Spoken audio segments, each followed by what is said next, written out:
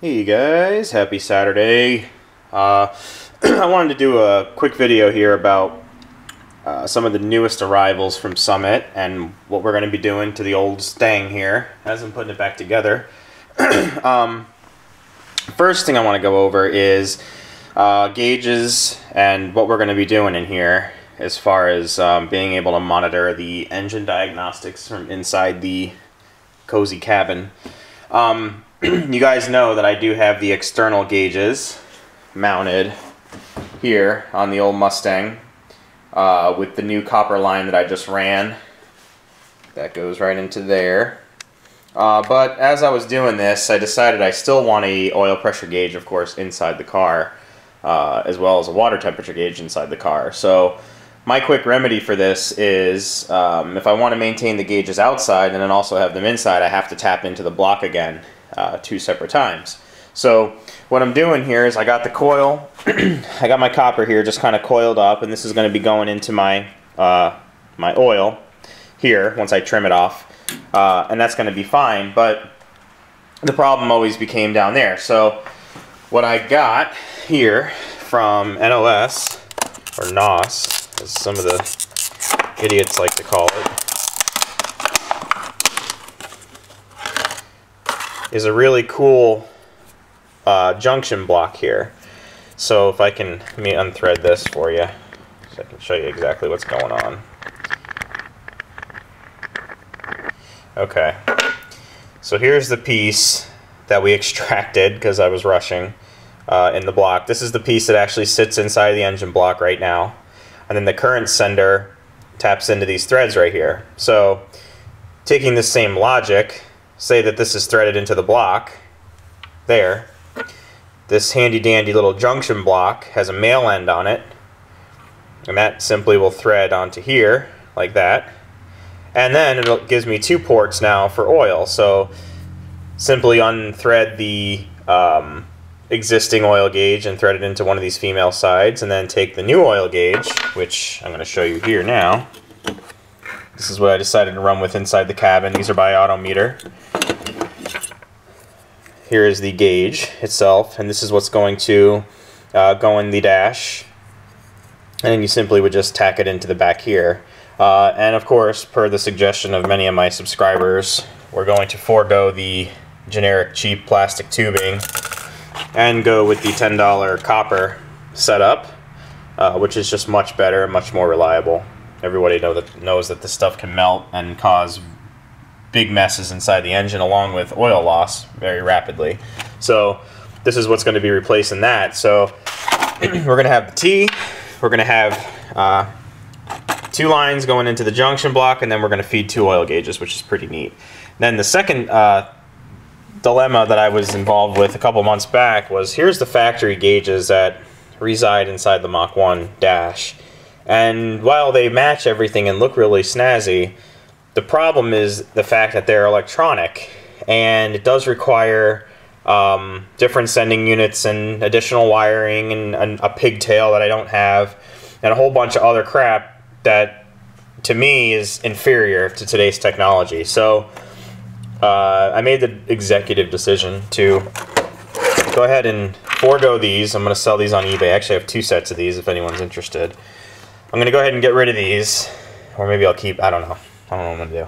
What I'm going to do is take these gauges and I'm going to set them behind the black plastic shroud. So I can actually, let me actually take you over, that box out of the way, into the mess. And I'll show you where these would go. So here's the normal Mach 1 gauge cluster here, and these actually look pretty good. First, let me show you here. First thought was going to be to take them and install them face side, okay? But this poses a little bit of a challenge because you'll notice that the hole is oblong. It's like an oval, so it would require me cutting up this $200 piece of dash to fit these gauges in here, which I don't really want to do. Because if I ever wanted to go back to the way it was before, I can't. So what I'm going to do is instead run them behind the plastic, which will look really cool. And it almost makes for a seamless transition there.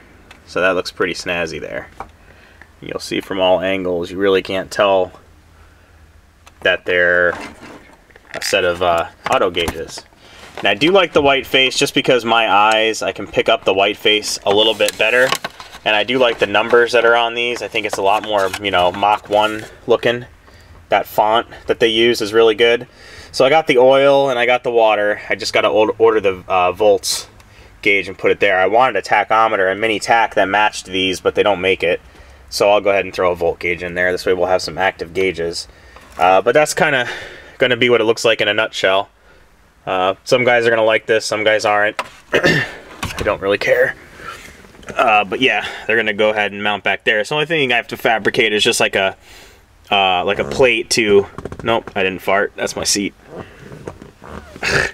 I gotta fabricate a plate to keep these gauges pressed into the dash securely. So that's what's going on there. And then one last thing that you saw was the Circuit Boss circuit isolator by Painless Wiring.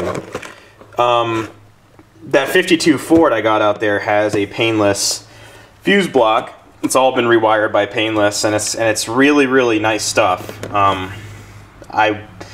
This is going inside the car. There's just way too many new things that we added to the Mustang for me not to do this, and for me to just keep tapping into existing circuits. I feel like it's just the wrong way to go. So I'm going to go ahead and independently wire this in, and basically it's going to run the radio, the auxiliary radio, the AC, because the AC does require power, constant and switched.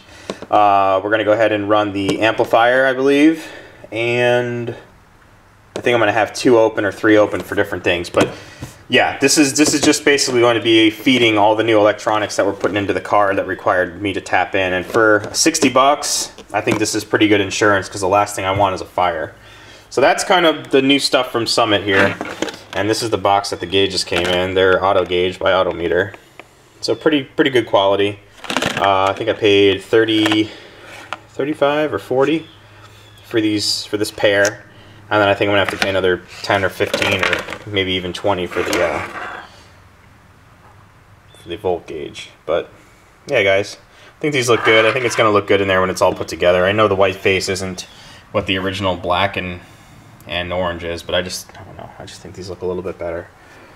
So yeah, that's what's going on. So status is still the same here. It's Saturday. It's really nice weather. It's like 50 degrees here in Florida. So I'm probably going to do some yard work. But I'm going to keep going on this. Like I said, next step is to tap in those the new oil lines, so I can begin putting on the right side of the accessories on this, which is the power steering pump and bracket and AC compressor, which is fun.